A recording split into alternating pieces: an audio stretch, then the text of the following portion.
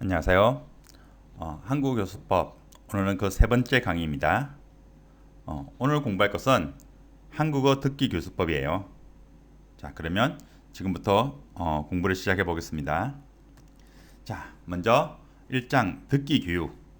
자, 듣기의 정의를 먼저 내려보면 듣기란 소리의 주의를 기울여서 그 소리를 인식하고 해석하여 그리고 또 그것을 기억하고 응답하는 과정이라고 정의할 수 있습니다.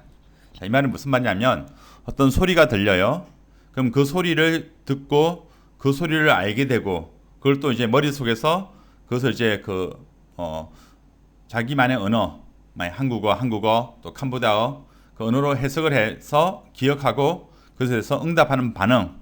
이것이 언어적인 반응, 말하기로 나올 수도 있고 아는 몸짓이나 아니면 표정으로 나올 수도 있어요. 자, 그래서 이러한 과정이 바로 듣기의 과정인 거예요. 자, 그리고 이 듣기는 원활한 의사소통의 출발점이 된다는 점에서 매우 중요해요. 자, 듣기 교육은 의사소통 중심 교육에서는 가장 중요한 그런 교육인 거예요. 자, 그러면 듣기 교육에 할 때 교사는 어떤 전략을 가지고 가르쳐야 되는지. 자, 이것에 대해서 자, 먼저 첫 번째로 교사는 모든 단어를 다 들어야 한다는 강박관념에서 탈피시켜야 한다는 거예요. 자, 이것은 뭐냐면 강박관념, 그것을 안 하면 안 된다, 꼭 해야 된다 그런 생각인데 필요한 정보만을 선택할 수 들을 수 있도록 지도해야 된다는 거예요. 자, 학습자들이 듣기를 할 때 듣기에 나오는 모든 내용을 다 들으려고 하다 보면 중요한 것이 무엇인지 또한 말하는 사람의 의도가 뭔지 이것을 파악하지 못하는 경우가 많아요. 자, 그래서 교사는 학습자들한테 그 전체를 다 들을 필요가 없고 학습자 듣기 전에 어떤 것을 들어야 되는지 중요한 것은 무엇인지 그런 것을 사전에 알려줘요. 그리고 이것을 이해할 수 있게 적극적으로 도와야 된다는 거예요. 그래서 학습자들이 전체를 다 듣는 것이 아니라 그 가운데 필요한 것만 듣고 그러면서 전반적인 내용을 이해할 수 있도록 하는 게 성공한다면 학습자들은 듣기에 자신감을 가질 수 있어요. 그래서 그 다음에 더 나은 듣기 활동을 할 수 있기 때문에 교사는 학습자에게 필요한 것만 그러니까 도와주고 나머지 다 들을 필요가 없다는 것에 대해서 그러니까 좀 알려줄 필요가 있어요. 자, 그리고 두 번째는 학습자에게 들어야 하는 이유를 분명히 설명하는 게 필요해요. 자, 보통은 이제 듣기 같은 경우는 가만히 있어도 들려오는 것을 듣는 것 때문에 아주 수동적인 활동이라고 생각할 때가 많아요. 자, 그런데 교사는 학습자에게 이것을 왜 들어야 하는지 또 무엇을 들어야 하는지를 분명히 해주는 게 중요해요.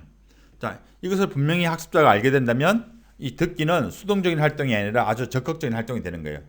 그래서 그것을 듣는 중에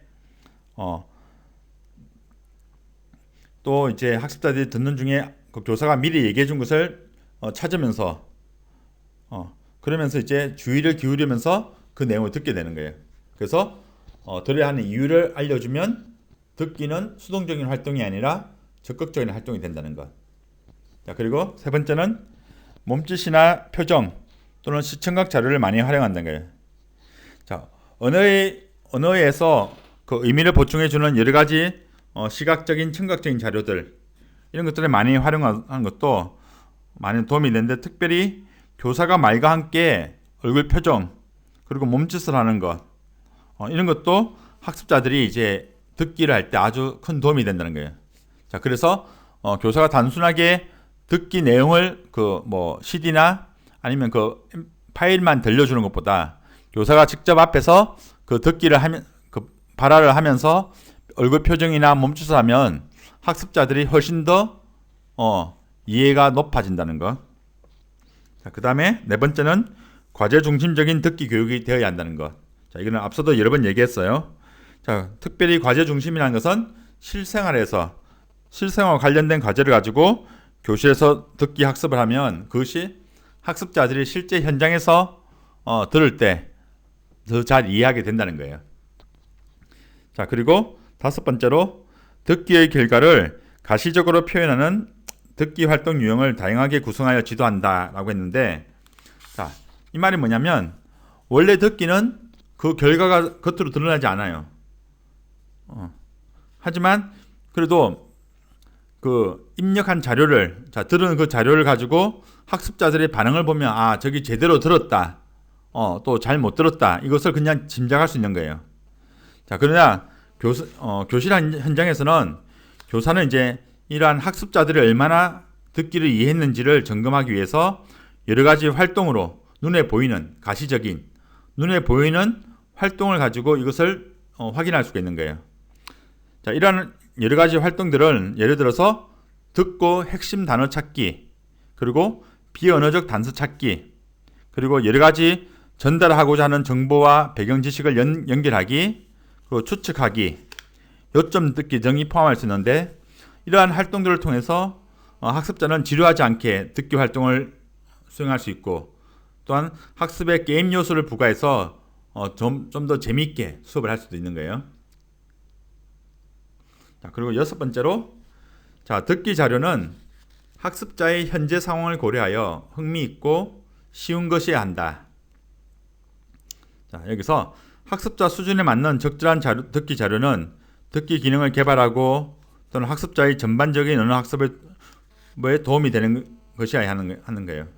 자, 이를 크라센이라는 학자는 이것을 I+1이라고 표현했는데 여기서 I는 학습자의 현재 수준이에요. 현재 수준. 그리고 플러스 1이라는 표현은 학습자의 현재 수준보다 약간 더 높은 수준. 자, 그래서 크라센은 듣기 자료는 학습자들이 이해 가능하면서도 지금 현재 수준보다는 약간 더 높은 수준의 듣기 자료를 주는 것이 교육에 효과적이라고 한 거예요. 그래서 이미 학습하에 알고 있는 자료에 더하여 새로운 내용이 포함된다면 학습자들이 이제 도전감을 가지고 그것에 적절하게 반응을 할 것이다. 반응한다. 이것이 I+1이에요. 만약에 I+3이나 5가 됐다. 그 말은 학습자 수준보다 너무 높은 거예요. 그런 것은 학습자들이 이해를 할 수 없고 그러다 보니까 학습자들이 흥미를 잃어버리는 거예요. 자, 또한 I+0 아니면 I+-1 I-1이 돼버리면 학습자 수준보다 많이 너무 낮은 그 듣기 자료가 되면 그것도 학습자 입장에서는 너무 시시하기 때문에 흥미를 잃어버린다는 거예요.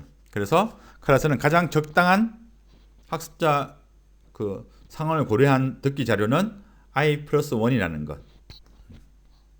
자, 그리고 일곱 번째는 가능한 한 교실 한국어를 많이 활용한다는 것. 자, 언어를 배우는 좋은 방법은 그 언어를 실제 의사소통 수단으로 사용하고 경험하는 것이 가장 좋아요. 자, 그런데 아무래도 외국에서 한국어를 공부하는 학생들 같은 경우는 이제 수업 현장에서 한국어를 듣고 나면 밖에 나가면 한국어를 안 쓰는 경우가 많아요. 자, 그래서 교사는 이 교실 수업 환경에서는 가급적이면은 이제 한국어로 쓰는 게 좋고 특히 초반부터라도 지시어 수업할 때 책을 펴세요, 책을 덮으세요, 이런 지시어나 아니면 부탁하거나 고마움이나 또는 학생의 행동에 대한 칭찬을 나타내는 말들은 이제 한국어로 사용하면 실제적인 한국어 사용의 경험을 제공하게 되는 거예요. 자, 이런 말들이 학습 초기에는 좀 어렵게 느껴질 수 있어요. 그러나 여기서 계속적이고 그리고 또 반복적으로 사용하게 되는 말이기 때문에 처음부터 적절한 상황에서 사용하면 학습자들은 이해하게 된다는 거예요. 자, 그리고 또 말을 할 때 또 그리고 학습자가 익숙해질 때까지는 교사는 약간 몸짓을 과장돼서 해주면 더 좋다는 거예요. 자, 그래서 내가 생각할 때는 너무 초급이라 해가지고 기초과정이라서 발음을 너무 천천히 해주는 건 안 좋다는 거예요. 교실에서 사용되는 한국어는 이 교실 한국어뿐만 아니라 교사의 발화는 일상 한국인들이 말하는 거에 한 80% 정도는 처음부터 들려주는 게 좋다고 생각해요. 물론 처음에는 학생들이 듣고 듣기가 어렵겠지만 계속적으로 반복하다 보면 더 이해 수준이 높아질 수 있어요. 자, 그래서 가능하면 교실에서는 여러분 많이 가르치는 교사와 듣는 학생들이 같은 언어권이라 하더라도 예를 들면 가르치는 교사가 캄보디아 교사 그리고 듣는 학생들도 캄보디아 학생들만 있어요. 자, 그렇다 하더라도 이 듣기 교육을 위해서는 교사는 한국어로 여러 가지 말들을 해주는 게 충분히 도움이 된다는 거예요. 자, 듣기의 중요성을 먼저 살펴보면 먼저 실생활에서 듣기가 차지하는 비중이 매우 크기 때문에 교육 현장에서도 이를 적극적으로 수용해야 합니다. 자, 학자들에 따르면 이 실생활에서 의사소통은 듣기는 45%, 말하기는 30%, 읽기는 16%, 쓰기는 약 9% 정도가 라고 나는데 어떤 학자들은 이것을 듣기를 좀 더 높여서 한 50% 이상을 얘기하는 사람들도 있어요. 자, 그리고 이제 듣기의 중요성 두 번째는 듣기는 이제 음성으로 의사소통 행위가 이 듣기인데 이 듣기는 말하기와 아주 상호순환적 과정을 거치게 된다는 점이에요. 이제 상호순환적 과정을 거친다는 얘기는 말하기와 듣기가 서로 도움을 주고 또 서로 또 말하기가 듣기에 또 그 활동하는데 더욱더 자극을 주고 또 마찬가지로 또 듣기가 또 잘 들어서 또 말하기에 또 자극을 주고 자 이런 과정을 거쳤기 때문에 듣기와 말하기는 아예 불가분하게 떼놓고 생각할 수도 없는 거예요. 자 그리고 듣기가 불가능할 경우에는 아예 의사소통이 이루어지지 않는다는 점이에요. 그래서 특별히 이제 보면 언어 장애인들 중에서 보면 언어 장애인 상당수가 말을 하지 못하는 언어 장애인들 상당수가 말을 하기 위한 구강 구조, 입안이나 아니면 혀, 목 이런 것은 아무 이상이 없는데 못하는 경우는 대부분 듣기를 못하기 때문에 아예 이제 그 말하기가 이루어지지 않는 경우가 많아요.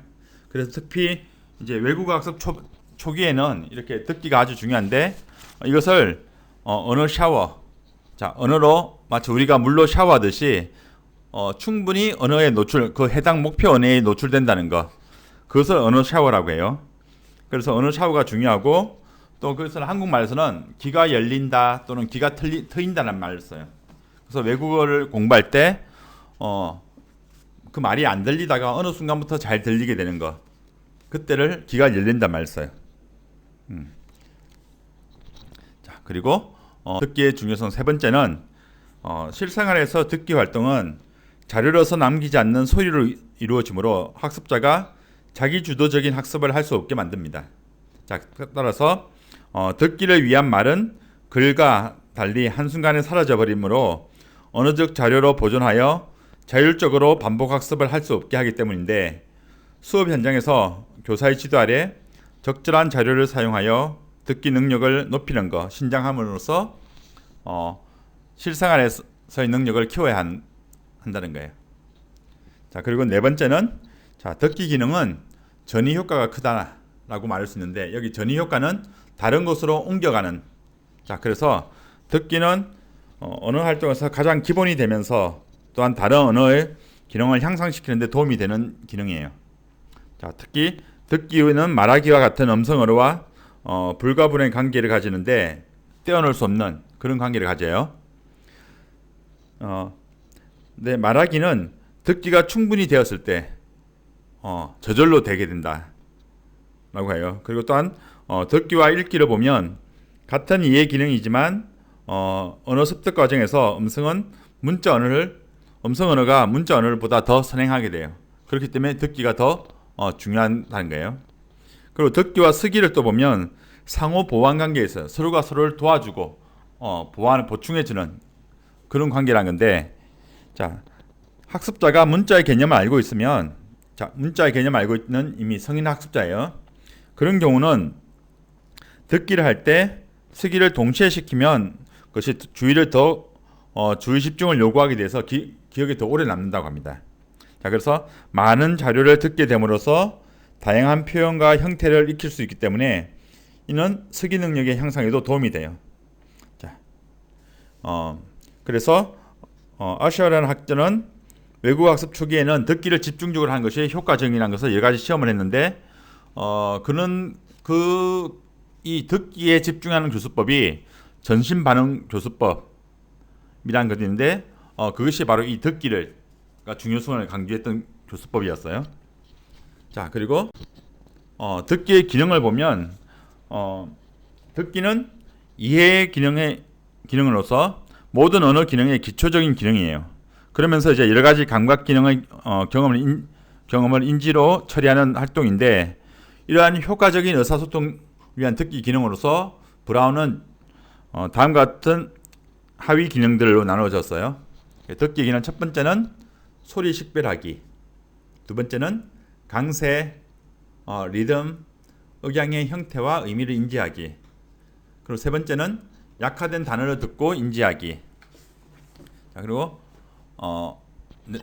네 번째는 단어 간의 경계를 알고 또 어순의 형태와 의미를 인지하기.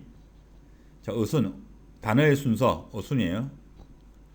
자, 그리고 다섯 번째는 다양하게 들려오는 말을 분석해서 처리하기. 여섯 번째는 휴지. 자, 그러니까 말하기에서 말하다 중간에 쉬는 부분이 있어요. 그런 부분을 휴지라고 하는데, 이런 휴지와 오류, 글자 말하기하다 틀리는 것들, 또는 교정, 틀린 것을 고쳐주는 것, 교정이에요. 자, 이런 것과 같이 포함된 말을 듣고 분석하기. 그리고 일곱 번째는 문법 체계를 인식하기. 자, 그리고 여덟 번째는 여러 다른 문법 형태로 표현된 의미를 인지하기. 자, 예를 들면은 한국어 같은 경우는 연결어미들, 같은 뜻을 가진, 같은 의미를 가진 다양한 형태의 문법이 많아요. 자, 그런 것들을 얘기하는 거예요. 자, 그리고 아홉 번째는 대화를 듣고 상황 및 참여자, 또 목표에 따른 의사소통 기능을 인지한다는 거. 자, 그리고 열 번째는 문자적 의미와 추론적 의미. 자, 얘기를 할 때 특히 한국 같은 경우 언어적으로 겉으로 들리는 말의 의미와 그 뒤에 숨어 있는 의미가 다를 수가 있어요. 특별히 한국어는 이제 조사에 따라서 또 특히 은는 이가 여기에 따라 좀 차이가 또 나요. 또 그뿐만 아니고 억양이나 또는 강세에 따라서 그 겉으로 보이는 의미와 그 실제 의미가 다른 게 있는데, 그런 것을 구분하기가 필요해요. 그리고 11번째는 말을 듣고 표정이나 제스처 등 신체 언어로 반응하기. 자, 그리고 12번째는 듣기 전략을 개발하고 사용하기. 자, 듣기 전략이라고 하면 학습자들이 듣기를 할 때 좀 어렵거나 좀 이해를 잘 못할 때 학습자들이 사용할 수 있는 방법, 그것을 얘기하는 거예요. 자, 그러면 이 듣기 기술, 교사가 이 듣기를 수업 시간에 하기 때 그때 이 듣기를 개발할 수 있는 능력을 개발시킬 수 있는 그 원리를 볼게요. 자, 첫 번째는 학습자가 듣기에 흥미를 가지고 임할 수 있도록 등급별 또는 해당 시간에 듣기 교육 목표에 적합한 자료를 선정합니다. 자, 두 번째, 각 단계에 적합한 문법적 능력과 담화 능력을 신장시킬 수 있는 내용으로 구성한다. 자, 학습자들의 듣기를 할 때는 문법적인 그 목표가 있고 능력 신장, 그리고 담화 능력, 즉 대화에서 향상시킬 수 있는 그런 목표가 있는데, 그런 것들을 능력을 신장시킨다가 더욱더 높일 수 있는 그런 내용을 구성한다는 거예요. 자, 그리고 세 번째로 외국어 학습에서의 듣기 교육은 모국어 환경에서의 그 듣기 활동과 같은 방법으로 이루어져야 한다. 자, 이 말이 뭐냐면 우리가 실생활에서 우리가 무엇인가를 들을 때는 어떤 목적과 어떤 기대를 가지고 듣게 된다는 거예요. 그리고 또한 언어적 또는 비언어적 형태로 여러 가지 들은 것에 대해서 적극적으로 반응하는데, 특별히 모국어로 듣기를 수행할 때는 현장에서 보면 주변 소음, 그리고 참여자 간의 순서 없이 끼어드는 행위, 그리고 중복 또는 음성적인 통사적인 그런 축약들, 그리고 말하다가 머뭇거림, 그리고 휴지, 아까 말하다 중간에 쉬는 부분이라고 했어요. 그리고 횡설수설하는 말, 무슨 말인지 몰라고 막 하는 말들, 그리고 비문법적 표현들, 방언, 관용어, 그리고 사회문화적인 의미가 함축된 말, 또는 강세, 억양, 일단 여러 가지 이런 것들이 다 함께 섞여 있어요. 자, 그런 것들이 함께 있는데, 이러한 것들이 외국어로 들을 때 외국어로서 이제 그걸 듣기 때는 약간 그 듣기를 어렵게 하는 요소가 돼요. 그래서 보통 교실에서의 듣기 활동은 이런 요소들을 다 빼고 오로지 순수한 그 대화만을 하는 경우가 많은데, 그렇게 공부하는 것은 듣기를 할 때는 도움이 되지만 실제 생활에서 할 때는 좀 약간 또 괴리감, 약간 좀 거리감이 있게 되는 거예요. 자, 그래서 실생활의 적용성을 높이고 실제 담화 현장에서의 의사소통 능력을 높이기 위해서 상호 교섭적인 담화, 서로 대화를 하면서 서로가 함께하고 또 중간에 끼어들고 중간에 또 자기 이야기를 하는 거, 또한 그 잉여 요소, 쓸데없는 요소들, 뭐 휴지나 또 여러 가지 뭐 간투사 이런 표현들, 그리고 주변 정보가 여러 가지 혼재되어 있는 거 막 섞여 있어요. 그런 것들도 담화적 요소를 포함시켜서 구성된 담화를 수행해야 한다. 그게 이 세 번째 원리예요. 자, 네 번째 원리는 실제 생활에서의 과제 수행 능력을 배양하도록, 자, 과제 수행 능력을 높일 수 있도록 구성해야 된다는 거예요. 자, 그래서 2000년대 들어서 언어 교육 중심이 이제 의사소통 중심, 특별히 과제 중심적인 걸 많이 하고 있는데, 듣기도 그런 식으로 실시하기 위해서는 듣기 교육이 단순히 듣기 연습을 넘어서 좀 더 의사소통적인 진행이 돼야 하고, 또한 실제 생활에서 원활한 의사소통을 가능하게 해야 하기 때문이에요. 자, 그래서 이러한 듣기 능력을 높이기 위해서 실생활 과제와 또한 교육적 과제로 나눌 수 있는데, 실생활 과제는 실제적인 듣기 자료를 가지고 어떤 목적을 가지고 그 정보를 구성하고 또 그것을 통해서 여러 가지 듣기 수업을 하는 거예요. 그러니까 실생활에서 이루어지는 그 자료를 가지고 수업하는 거고, 교육적 과제라고 하면 그 실생활에서 이루어진 것을 교실 상황에 맞게 약간 가공을 하고 고쳐서 한다는 거. 근데 가급적이면 실제 생활에 이루어지는 것들을 위주로 해야 된다는 거예요. 자, 또 그러다 보면 또 문제가 되는 게, 실제 생활에 있는 자료들이 실제 한국 사람들이 생활에 쓰는 자료들이 너무 말하는 것이 빠르거나 또 이제 내용이 너무 많다 보니까 초급 학습자들에게는 어렵지 않나 이렇게 생각할 수가 있어요. 근데 뒤에 계속 나오겠지만 그 모든 듣기 자료들을 학습자들에게 다 외워야, 다 들어야 된다, 이게 아니에요. 그 중에서 초급이면 초급 수준에 맞는 그것만 들을 수 있도록 교육시킨다면 초급 학습자들도 실제 자료를 가지고 수업을 할 수 있다는 거예요. 자, 그리고 다섯 번째는 다른 언어 능력과 연계시켜서 지도해야 된다는 거예요. 자, 특히 듣고 이해하는 차원에서 머물 게 아니라, 듣고 이해를 했어요. 그럼 그것을 말하거나 쓰는 걸 통해서 표현할 수 있도록 그렇게 지도를 해야 한다는 거예요. 자, 5장은 오는 단계별 듣기 교육을 목표로 보면, 자, 초급, 중급, 고급 단계로 구분하고 문법적인 능력 그리고 담화 능력으로 구분할 수 있어요. 자, 초급에서 문법적 능력은 한글 자모의 정확한 음가. 자, 그래서 자음, 기역, 년. 근데 기역, 년이는 이름이고 그게 아니라 음가예요. 그래서 그, 느, 드, 르, 무, 브, 스, 엉, 즈, 츠, 크, 드, 프, 흐. 자, 이렇게 정확하게 소리 낼 수 있도록. 자, 그리고 모음은 아, 야, 여, 오, 요, 우유, 의. 자, 이걸 정확하게 가르치는 것 초급의 문법적 능력이고, 또 기본 문장 구조의 이해와 기본적인 어문 표현들 아는 것. 그리고 세 번째는 부정의 의미를 갖는 부정 표현들. 그리고 간단한 수식문들. 자, 수식하다. 자, 관형어가 뒤에는 명사를 꾸며줘요. 아름다운 꽃, 예쁜 여자, 귀여운 동생, 이런 식으로 앞에 있는 관형어가 뒤에 명사를 꾸며주는 거. 또 뭐 부사어가 뒤에 서술어를 꾸며주는 거, 빨리 달려요, 뭐 이런 것들, 간단한 수식문 아는 거. 그리고 기본적인 연결 의미로 구성된 문장을 아는 것. 자, 그리고 초급의 담화 능력은 기본적인 사회활동이 가능한 수준의 대화 및 문장 아는 것. 그리고 간단한 전화 대화. 자, 그리고 공공장소에서의 기본적인 발화. 자, 이 정도가 초급의 목표예요. 자, 중급이면 중급의 문법적 능력은 다양한 어문 변화. 자, 한국어 발음이 바뀌는 그런 변화들이 있어요. 그런 음운 변화의 정확한 식별.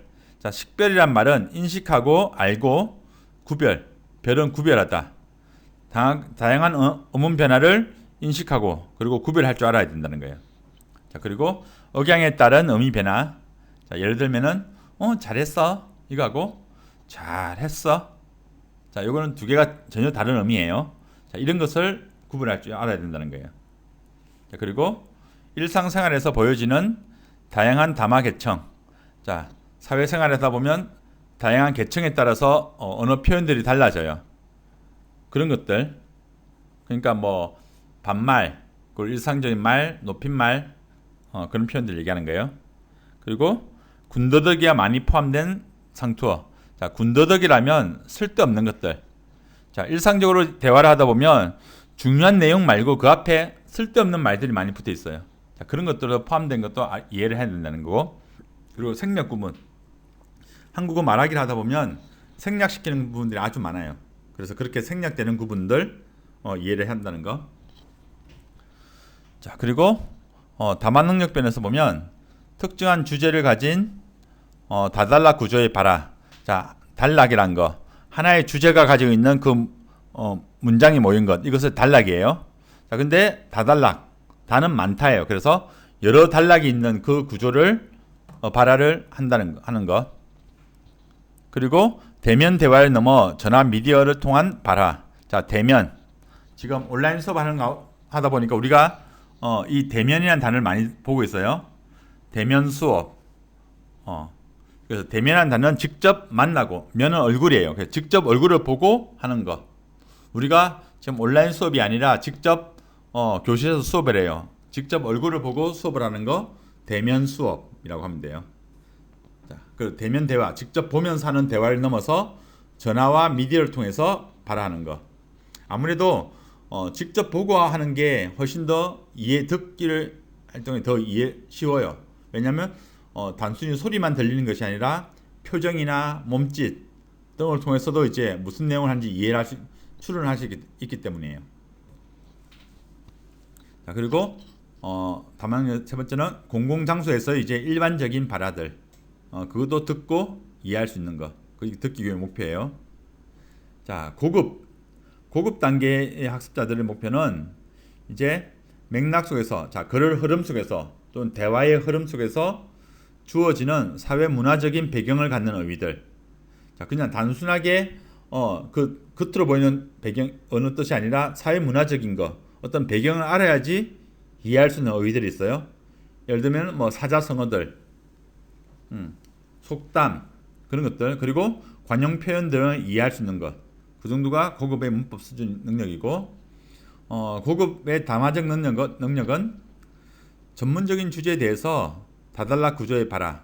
자, 여러 문장이 있는 거, 여러 단락이 있는 전문적인 주제를 가진 것을 듣고 이해하는 거.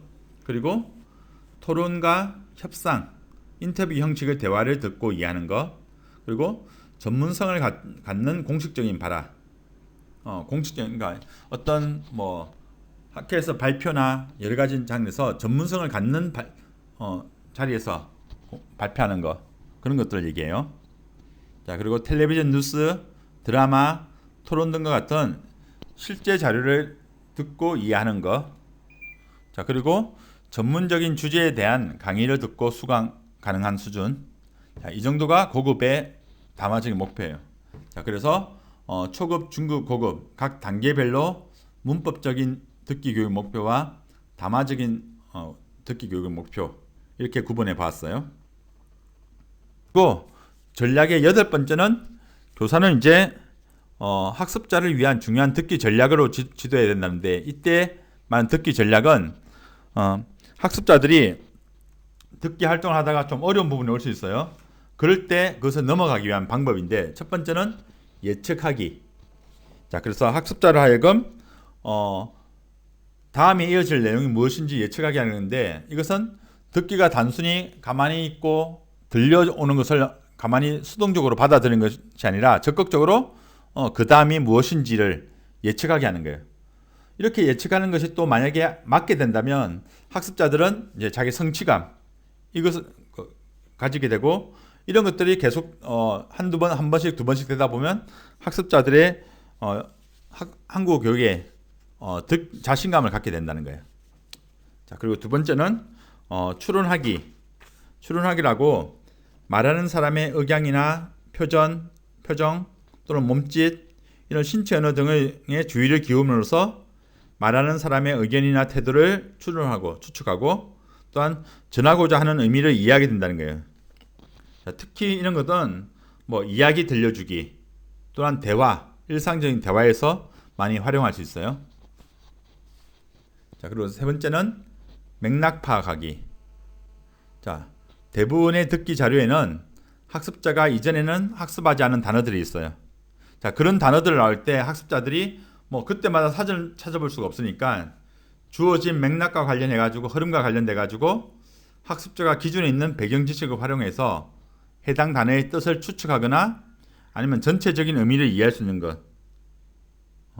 그런 것인데 뭐 이와 같이 맥락 속에서 그 의미를 추측하여 이해할 수는 있지만 실제로 활용할 수 없는 단어를 수동적 어휘, 이것은 맥락 속은 알지만 학습자가 실제로 쓸 수 없는 단어를 말하는 거예요. 이런 수동적 어휘를 점점 계속적으로 개발해가지고 확장해 나가는 것. 자, 그렇게 하면서 수동적 어휘를 내가 사용할 수 있는 단어로 바꾸는 것. 자, 그것이 듣기 능력을 향상시키는 거예요. 자, 그 다음 네 번째. 자, 듣기 유형과 표지 인식하기. 자, 담화에서는 특별히 대화에서는 순서를 나타내는 어휘들이 있어요. 예를 들면 우선, 먼저, 그 다음으로, 또 두 번째, 그리고 나서, 기전에, 뭐뭐 후에. 자, 이런 단어들을 할 때 그것이 어떤 의미고 어떤 순서로 나타난다는 걸 학습자가 먼저 알고 있으면 듣기를 훨씬 더 쉽게 할 수 있어요. 자, 그리고 또한 접속어들, 그리고, 그렇지만, 뭐 그러나, 반면에, 그러므로. 자, 이런 접속어들도 그 의미를 학습자가 미리 알고 있으면 다음에 나타날까 앞에 말할 관계를 알 수 있기 때문에 학습자가 듣기를 할 때 더 쉽게 이해할 수 있는 거예요. 자, 그래서 이런 듣기 전략을 학습자들이 활용할 수 있도록 교사는 이런 전략들을 미리 지도를 해야 된다는 거예요. 자, 이렇게 듣기에 대한 이론적인 부분을 했고, 이제 듣기 수업에 대한 실제 부분들에 대해서 나눠볼 거예요. 자, 먼저 교실에서의 한국어 듣기 활동을 보면, 자, 듣기 능력 듣기 능력을 높이기 위해서는 구어의 특징을 잘 살린 실제적이고 좋은 듣기 자료, 자, 이것이 필요해요. 이것은 물론 잘 계획된 듣기 전략과 듣기 연습 활동이 제공되어야 한다는 거예요. 자, 이 말은 자, 듣기 자료도 중요해요. 자료도 중요하지만 또한 듣기 전략, 학습자들이 들을 때 더 전략적으로 듣는 거, 그리고 또한 여러 가지 듣기 연습 활동도 있어야지 학습자에게 도움이 된다는 거예요. 자, 그래서 듣기 과제 활동, 자, 듣기를 들을 때 하는 여러 가지 활동들, 자, 이런 활동들은 각종 연습 활동은 물론 그 활동 자체가 실제 생활에서도 있음직한 것들, 실제적인 과제 활동을 포함해야 한다는 거예요. 자, 의사소통적 교수법의 성공은 실생활과 관련된 과제가 의사소통 목적을 위해서 얼마나 잘 구성되었는가, 이것을 알려 있어요. 그래서 과제가 실생활과 관련이 없다거나 아니면 학습자들의 흥미나 관심사를 가지지 않는 그런 과제라면 학습 활동으로서의 그 가치는 제고돼 다시 한번 생각해야 되고 다른 걸로 대체되어야 한다는 거예요. 자, 그러면 듣기 활동에서 할 수 있는 여러 가지 과제 활동들, 그 중에 몇 가지를 한번 살펴볼게요. 자, 대표적인 게 내용과 일치하는 그림 고르기예요. 그래서 어떤 대화 내용을 듣고 그거와 일치하는 그림을 찾는 것. 자, 이것은 뭐 주로 초급 활동에서 많이 할 수 있어요. 자, 두 번째도 마찬가지예요. 두 사람은 무슨 운동을 하고 있습니까? 다음 대화를 듣고 맞는 것을 고르십시오. 자, 그래서 대화를 듣고 그 하고 있는 것을 찾는 거예요. 자, 두 번째는 활동은 지도에 표시하기. 자, 대화를 잘 듣고 주인공이 가야 될 곳, 가야 할 곳을 찾는 거예요. 뭐 지금 여기는 이제 길 찾기 설명이니까 뭐 오른쪽으로 가서 100m를 가다가 길을 건너세요. 또는 뭐 은행을 끼고 오른쪽으로 도세요. 뭐 이런 표현들이 나올 수 있어요. 자, 그런 표현들을 학습자가 알고 잘 듣고 난 뒤에 어디로 가는지 찾는 거예요. 자, 세 번째는 해당 위치에 그림을 그리기. 자, 왼쪽 그림이 이제 수미의 방이에요. 자, 여기서 이제 수미가 하는 말을 잘 듣고 그 알맞은 번호의 물건을 왼쪽에 그 듣기 나오는 그 장소에 그림을 그리는 것. 자, 이것도 듣기 활동. 자, 그 다음에 그림 순서대로 번호 매기기. 자, 그래서 다음은 한국 음식 잡채를 만드는 법입니다. 대화를 듣고 순서대로 번호를 쓰십시오. 자, 잡채 만드는 여러 가지 활동들이 나와요. 그 내용을 쭉 듣고 번호를 대로 쓰는 것. 자, 그리고 관련 있는 것끼리 선으로 연결하십시오. 자, 처음에 봄, 여름, 가을, 겨울 사계절에 대해서 나오고 날씨 뭐 맑고 바람이 불고 날씨 바람이 아주 많이 불고 여러 가지 활동들이 있고, 그 다음에 뭐 소풍 가거나 산에 가거나 단풍놀이, 또 뭐 비가 와서 우산 수거하는 거, 뭐 눈사람 만드는 거, 그리고 또한 운동을 할 수 있는 것들, 여러 가지 활동들. 자, 이런 내용들을 다 듣고 관련 있는 것을 줄을 선으로 연결하기, 이런 듣기 활동을 할 수 있어요. 자, 그리고 빠진 단어를 채워서 넣기. 자, 잘 듣고 들으면서 요 비어 있는 부분을 채워 넣는 거예요. 자, 이런 거는 요런 그냥 단순한 대화를 또 할 수 있고, 만약에 한국어를 좀 어느 정도 학습한 학습자들 같은 경우는 이제 한국 노래들, 뭐 조용한 노래들, 발라드 노래든지 아니면 학습자들이 좋아하는 노래든지 그런 노래를 들으면서 중간에 이렇게 지금 보시는 예문처럼 빈칸이 있고 그 빈칸에 학생들이 들리는 것을 듣게 하는 것도 괜찮아요. 그래서 학습자들의 흥미를 위해서 특별히 듣기 단계에서 학습자들이 좋아하고 관심이 있어 하는 것들을 여러 가지 활동으로서도 해도 괜찮아요. 그 다음에 질문에 답하기. 자, 간단하게 듣고 그 들은 내용에 대해서 질문하고 질문에 답을 찾는 거예요. 자, 그리고 들은 내용에 따라서 수첩에 메모하기. 자, 하루의 일과에 대해서 이제 듣고 그 내용을 메모하는 거예요. 만약에 초급이면 메모된 것을 찾는 거, 아니면은 뭐 오후 3시에는 무엇을 합니까? 잘 듣고 오후 3시에 하는 활동을 뭐 적으십시오 라고 하면, 초급 같은 경우는 8시, 9시, 10시 쭉 얘기하겠지만 오후 3시가 아는 건 안 들어도 돼요. 그리고 그 가운데 자기가 필요한 것만 듣는 연습을 하면 돼요. 만약 중급이 된다면 이게 들어야 되는 것을 좀 더 많이 들 수가 있겠죠.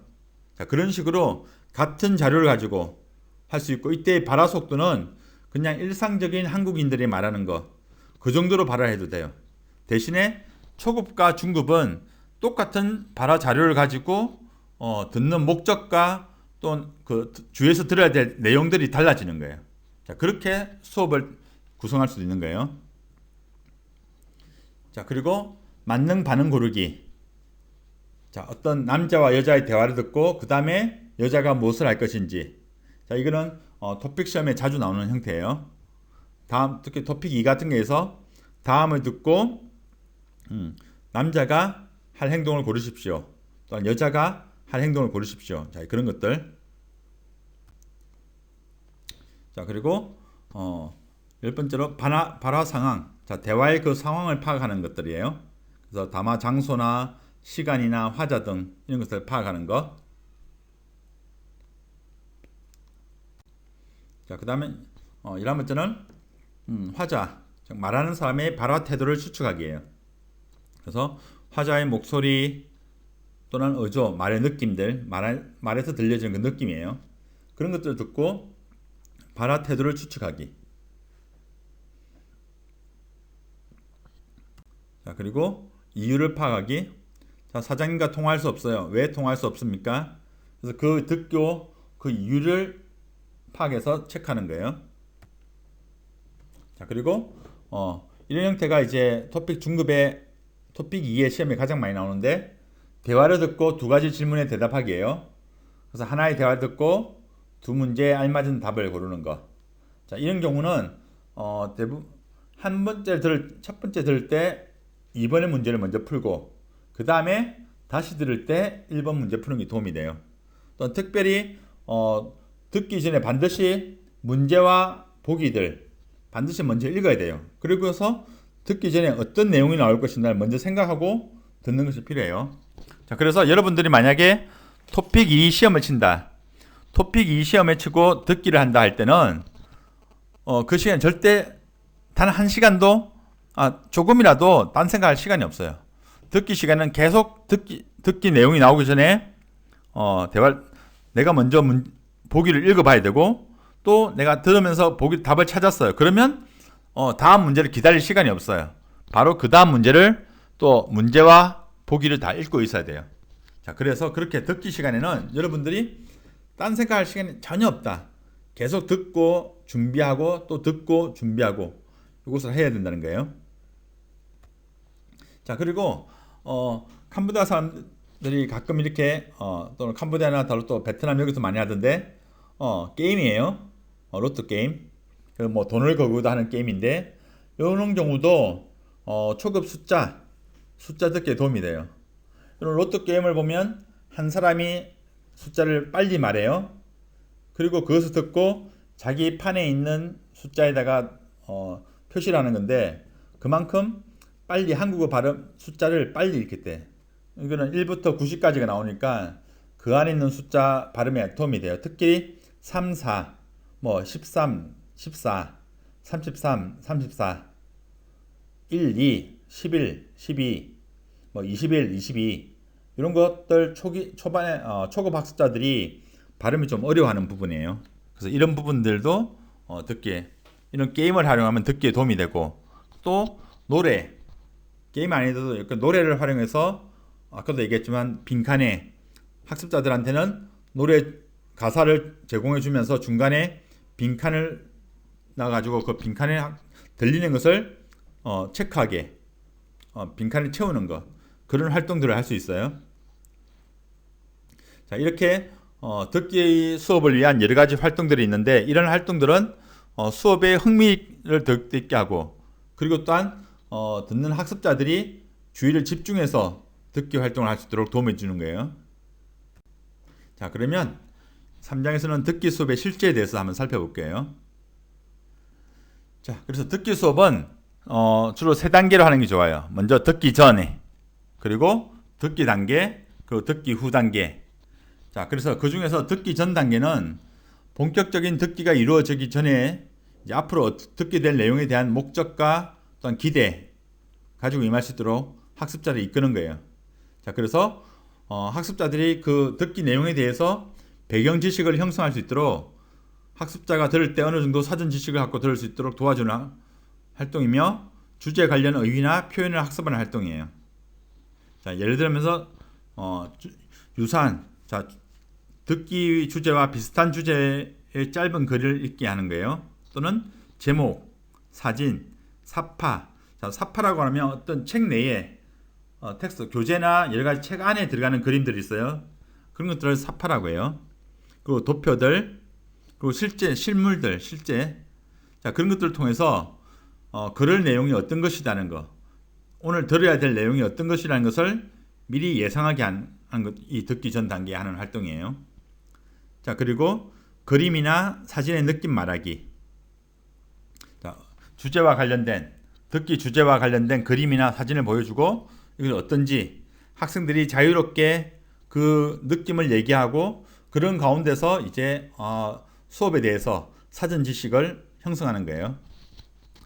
자, 그리고 그 다음에는 주제에 관한 학습자들의 여러 가지 생각들을 나누는 것. 이거는 이제 주로 이제 한 중고급에서 다룰 수 있는데 어떤 주제를 가지고 듣기 전에 그에 대해서 학생들이 미리 물어봐요. 그러면서 어떻게 생각하는지. 예를 들면은 이제 뭐 사형제도를 계속 해야 된다, 아니면 없애야 된다. 이런 것에 대해서 학습자들의 생각들을 먼저 여러 가지 얘기를 나누고 그 다음에 듣기 텍스트 듣고 듣기에만 이제 그 지문에 나오는 생각들을 찾는 거예요. 알 수 있도록 하는 것. 자, 그리고 마지막으로 주제와 관련된 어휘나 표현을 먼저 학습할 수 있어요. 이 듣기 전 단계에서. 그래서 그 단어를 먼저 알고 그러면서 그 단어를 공부하면서 여기서 어떤 듣기 활동이 있을 것이다 라는 것을 알 수 있는 거예요. 자, 듣기 단계에서는 다른 단계에 비해서는 말하기나 읽기, 쓰기 등간을 활동을 안 하고 오로지 이 듣기만 집중하는 단계예요. 자, 그래서 이 듣기 단계의 주의할 점은 듣기 활동이 마치 듣기 능력을 평가하는 시험 문제처럼 하지 말고 과제 중심적으로 듣기 활동을 하는 게 좋고, 또한 하나의 듣기 담화를 가지고 수행해야 하는 과제는 한두 가지, 많아도 3개를 넘지 않아야 된다는 거예요. 자, 그래서 여러분도 토픽 시험을 쳐보면 하나의 텍스트 듣고 보통 1개의 문제를 하는데, 아까도 얘기했지만 가장 많이 나와도 2가지 문제가 나올 수 있어요. 자, 그런 식으로 하나의 듣기 대화를 가지고는 한 2가지 정도까지만 과제 활동을 하는 게 좋아요. 자, 이렇게 듣기를 마치고 나면 이제 듣기 후 단계인데, 이 듣기 후 단계에서는 문법이나 단어, 발음, 말하기, 읽기, 쓰기 등 다른 언어 학습 분야로 이제 연계를 해서 하는 단계예요. 그래서 학습자들은 이제 내용 이해를 확인하고, 그리고 또한 새로운 문법 구조, 단어, 발음에 대해서는 이제 간단하게 점검한다든지 아니면 말하기나 읽기, 쓰기로 연결되는 학습 활동을 하게 만드는 거예요. 자, 이런 단계를 끝나고, 자, 이렇게 듣기 전, 듣기 후, 듣기 후 단계를 수업을 해요. 자, 근데 실제 수업 현장에서는 이 모든 활동을 다 할 수는 없어요.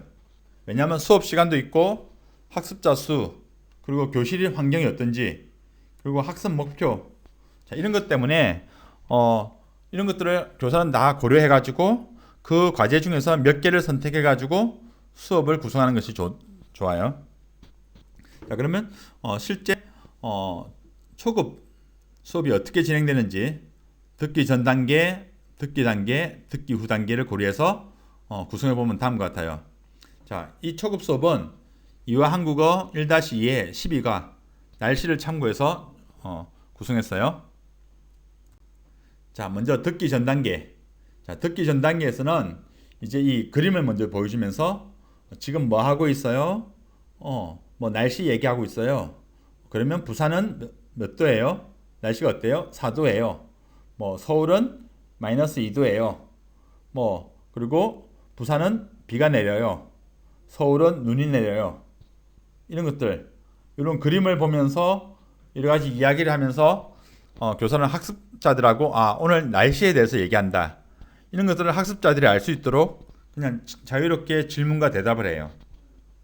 또 만약에 이런 어휘가 있으면 듣기 전에 이런 어휘를 보면서 봄, 여름, 가을, 겨울, 눈이 오다, 눈이 그치다, 비가 오다, 비가 그치다, 막다, 흐리다, 바람이 불다, 안개가 끼다, 따뜻하다, 덥다, 쌀쌀하다, 춥다, 이런 날씨와 관련된 단어를 어휘를 공부하면서 학습자들이 이제 들을 때 날씨에 대해서 공부하고, 또한 여기 나오는 단어들을 먼저 공부했기 때문에 훨씬 더 쉽게 들을 수 있어요. 자, 또한 만약에 중급이다 하면은 이런 식으로 마인드 매핑을 통해서 날씨와 관련된 봄, 여름, 가을, 겨울 날씨와 관련된 여러 가지 얘기들을 먼저 해볼 수 있어요. 그러면서 이제 자연스럽게 듣기 활동에 들어가요. 자, 그러면 듣기 단계가 들어가면 자, 먼저 그냥 이 보기를 안 보고 먼저 듣기를 볼게요. 이거는 지금 초급 수업이에요. 이화 한국어 1-2니까 초급 과정이에요.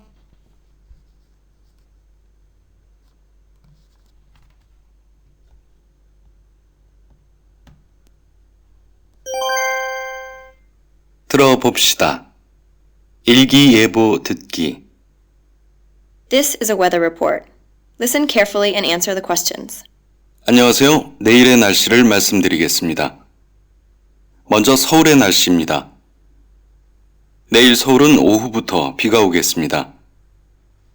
내일 아침 기온은 12도에서 14도로 오늘보다 낮겠고, 낮 기온은 19도가 되겠습니다. 우산을 준비하시고 긴 팔옷을 입는 것이 좋겠습니다. 다음은 부산의 날씨입니다. 내일 부산은 맑겠습니다. 아침 기온은 16도에서 18도로 오늘과 비슷하고, 낮 기온은 23도가 되겠습니다. 내일 제주도는 바람이 많이 불겠습니다. 아침 기온은 18도에서 21도, 낮 기온은 24도가 되겠습니다. 일기예보였습니다. 자, 새 단어 지역 자, 지금 이게 초급이에요. 초급인데 1-2와 한국어 1-2니까 1-2의 책이니까 이제 한 공부한 지 한 3개월, 3-4개월 정도. 자, 초급인데 초급 학습자들한테도 지금 이 정도, 지금 듣기 정도 속도로 들려줘요. 자, 근데 이것을 만약에 학습자들이 아무것도 안 한 상태로 가만히 있다가 이것을 다 듣고 그 다음에 이제 문제를 본다면 앞에 했던 내용 하나도 기억이 안 나요. 그래서 앞서 계속 얘기했듯이 모든 내용을 다 들을 필요 없어요. 그리고 듣기는 가만히 있으면서 이렇게 들려오는 것을 그냥 듣기만 하는 수동적인 활동이 아니에요. 자, 교사가 어떤 내용을 들을지 미리 알려줘야 된다는 거예요. 그것이 바로 이 안에 있는 내용을 먼저, 보기 내용을 먼저 읽어보는 거예요. 듣기 전에. 그러면 학습자들은 이것을 읽고 여기 있는 내용만 들으려고 하면 된다는 거예요. 그래서 그렇게 하는 아주 적극적인 활동이 듣기라는 것. 자, 그래서 먼저 듣기 전에 내일 각 지역의 날씨와 낮 기온을 연결하십시오. 자, 그래서 서울, 부산, 대구. 기역은 바람이 불어요. 그리고 니은은 비가 와요. 디귿은 날씨가 맑아요. 그리고 낮 기온 A는 19, B는 23, C는 24.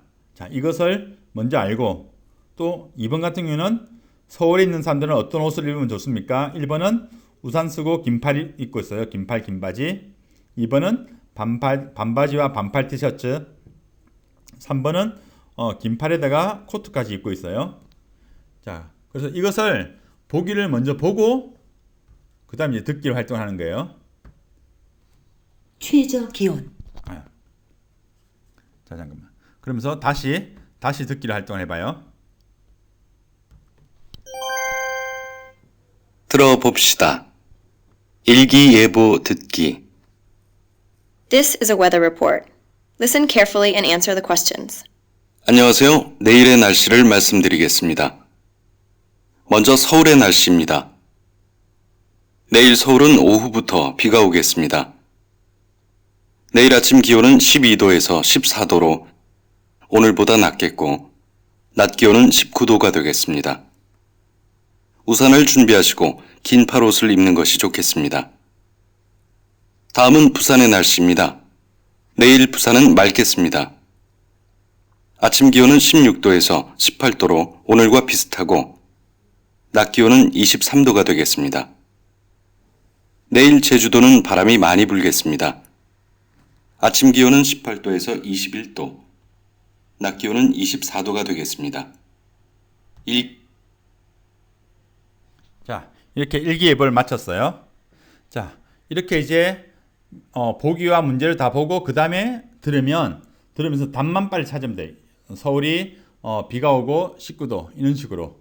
자, 그래서 듣기는 간단하게 수동적인 가만히 있으면서 들리는 게 아니라 적극적으로 무엇을 들었지, 어떤 내용을 또 어떻게 그것을 듣는 사람이 알고 듣는 적극적인 활동이에요. 자, 이렇게 이제 듣기 활동이 끝나면은 이제 들은 내용을 가지고 이제 다른 활동으로 연계되는 거예요. 자, 그래서 내일 친구와 서울 구경을 하기로 했는데 친구에게 내일 필요한 것을 뭐 이메일로 먼저 알려주는 거.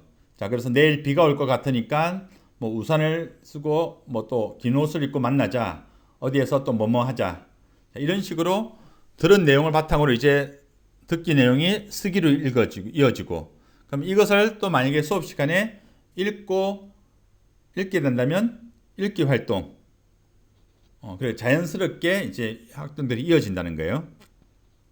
자, 이렇게 해서 듣기 활동, 듣기 교육에 대한 것을 공부를 다 했어요. 자, 중요한 것은 듣기는 단순하게 수동적인 활동이 아니라 아주 적극적인 활동이에요. 자, 그리고 교사는 학생들이 모든 것을 다 들으려고 하게 하지 말고 어떤 것들이 필요하고 무엇을 듣게 하고 그게 집중하게 하는 게 필요한다는 거예요. 그래서 듣기라고 해서 초급이라고 해서 너무 쉬운 단어들만 들려주는 것이 아니라 실제 생활에 쓸 수 있는 자료들, 그 자료들을 학습자에게 들려주면서 학습자들은 초급이면 그 초급 수준에 맞는 듣기 활동을 하고, 같은 자료를 가지고 중급이면 중급 활동에 맞는 듣기 활동을 하면 되는 거예요. 그래서 중요한 것은 실제적인 자료를 해야 된다는 것. 자, 그래서 오늘 여기까지 듣기 교육에 대해서 공부를 했고, 본 수업의 자료는 재외동포재단에서 실시한 한글학교 교사 영수형 교재의 내용을 수업용으로 편집한 것입니다.